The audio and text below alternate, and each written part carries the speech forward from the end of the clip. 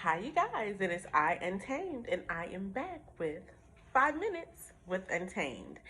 And you guys, I am back because, first of all, it's Monday. But guess what happened over the weekend? I made a post about it, but you guys may already know. You may have already seen and heard, but my copies, my physical copies of Never Again No More came in. That is what the back looks like. I'm gonna get it really close to the camera so you guys can see. And that is the front of it right here. Yes, my newest release with Urban Books, Never Again No More, dropped.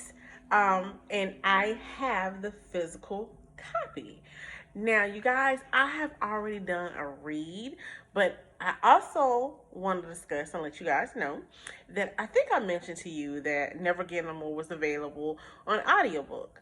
Well, that was through iBooks. Also, same time I got the physical copy in, Audible on Amazon released the audiobook of Never Again No More. So now for you guys who don't have iBooks, you don't have an iPhone, you're not Apple heads, you can get the download of the audiobook on Audible through Amazon. So yes, now it is available streaming everywhere on audio. The physical copy is here. If you would like a copy, you can hit me up. I'll make sure I have the link. But what I want to do, I want to do another live read, but I'm going to do something a little bit different this time. I am going to continue to hold up the paperback. I'm not going to read from it. But what I'm going to do is I'm going to play a bit of the audiobook so you can hear how fire the audiobook is as well, so that I can tantalize your spirits with both this beautiful physical copy and also the audiobook. So here we go. Ryan and I went into the living room and sat down. The tension was so thick, you could cut it with a knife. I plowed into him before he could speak. So are you going to answer my question? What are you doing here? He pulled up his sleeves and moved closer to me on the sofa, giving me that slick-ass, sly smile. He said, "It's like that?" "Ryan, things have changed. I've changed. So have I," he claimed. "Well, we can agree on that," I said sarcastically.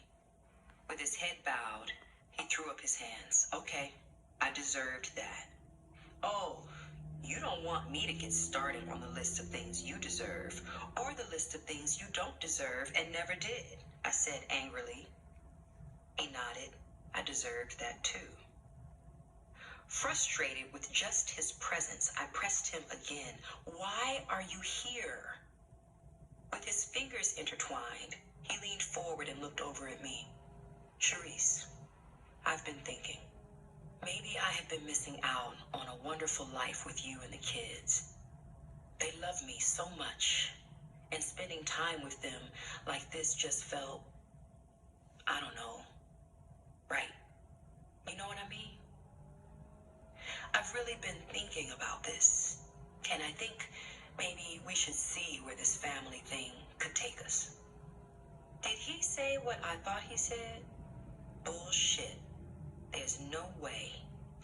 I had to paraphrase it aloud to be sure it wasn't my imagination playing tricks on me. "So you mean to tell me that after all this time, you want us to be a family? As in, you want me and you to be together as a couple with our children?" He gave a shrug and nodded. "Yes, that's what I'm saying." My bottom lip was probably dragging on the floor. After all these years, and right after I'd finally decided to pursue child support, he was offering me my heart's desire. Was he for real? Nope. He couldn't be, I thought. I frowned. I don't believe that shit for 1 minute. He moved even closer to me. "It's true, Reese." Aw, hell no. He did not hit me with Reese. Now, that was a nickname I hadn't heard in a long time. He had called me me Reese on the day he told me for the first time that he loved me. Don't call me that. You lost your privilege to call me that. Maybe I did. But can't I at least have the opportunity to try to earn it back? And what the hell do you think I've given you all these years? Opportunity got to the point that it stopped knocking and just sat down on your doorstep and took a damn nap.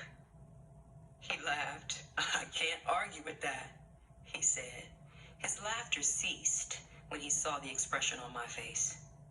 I wasn't amused by or enthused about his revelation. His expression turned serious.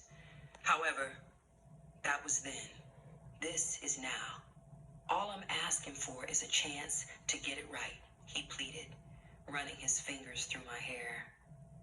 Ooh, he knew my weak spots. Hands in my hair, his fresh breath as he whispered in my ear, tickling my senses, and the heat radiating off him were my kryptonite. I refused to look at him. If I did, I'd be a goner. Something about his mocha brown skin and those sexy ass dimples, paired with those bedroom eyes, melted my heart in my box every time. Even still, I felt my emotions sparking like firecrackers, and I felt myself giving way. His other hand touched my thigh, and this heifer between my legs took over. She shut down my brain after scrambling its signals. I hated myself for succumbing to this. My hot box was moist just from his touch, and my resilience was completely gone. Still, I found the strength to try to fight him off. And that was a snippet of the audio read of Never Again No More. That is Sharice and Ryan's story, a part of this story, and that is the physical copy. The links below, the purchase links will be listed below. If you want a physical copy from me, if you don't want to go through Amazon, I do give autographed copies. So I'll put the purchase information for that below. You guys, until next time.